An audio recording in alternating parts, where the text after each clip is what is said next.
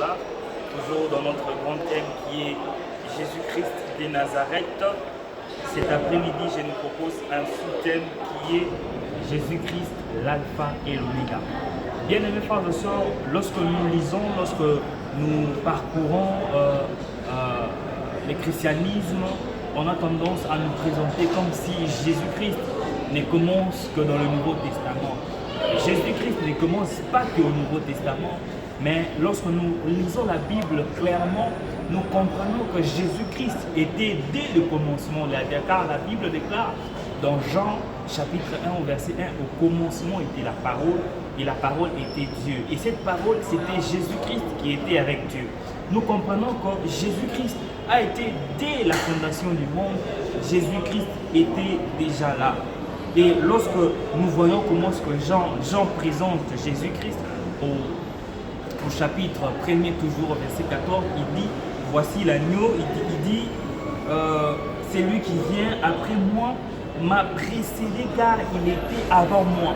Donc nous comprenons que Jésus-Christ a été déjà dès la fondation du monde. J'aimerais dire à quelqu'un que dans toute chose, dans tout projet, dans toute décision, Jésus-Christ doit être l'alpha.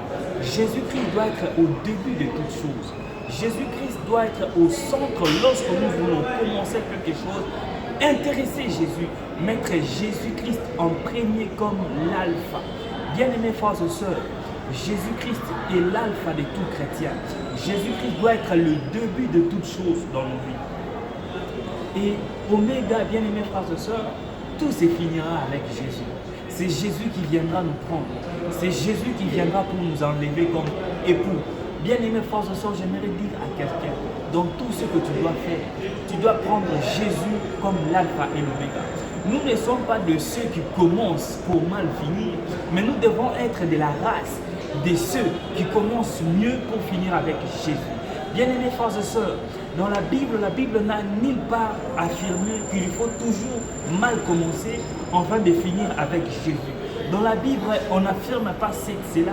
Mais bien aimés frères et sœurs, j'aimerais dire à quelqu'un, tu peux commencer avec Jésus-Christ et finir avec Jésus. Tu peux commencer un projet avec Jésus-Christ et finir avec Jésus-Christ.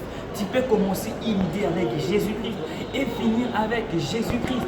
Tu peux commencer le fiançailles, bien-aimés frères et sœurs, avec Jésus-Christ et finir le mariage avec Jésus-Christ, bien-aimés frères et sœurs. J'aimerais conscientiser quelqu'un, c'est par ces vidéos, de toujours commencer avec Jésus-Christ et de finir avec Jésus-Christ. Que Dieu vous bénisse abondamment. Merci.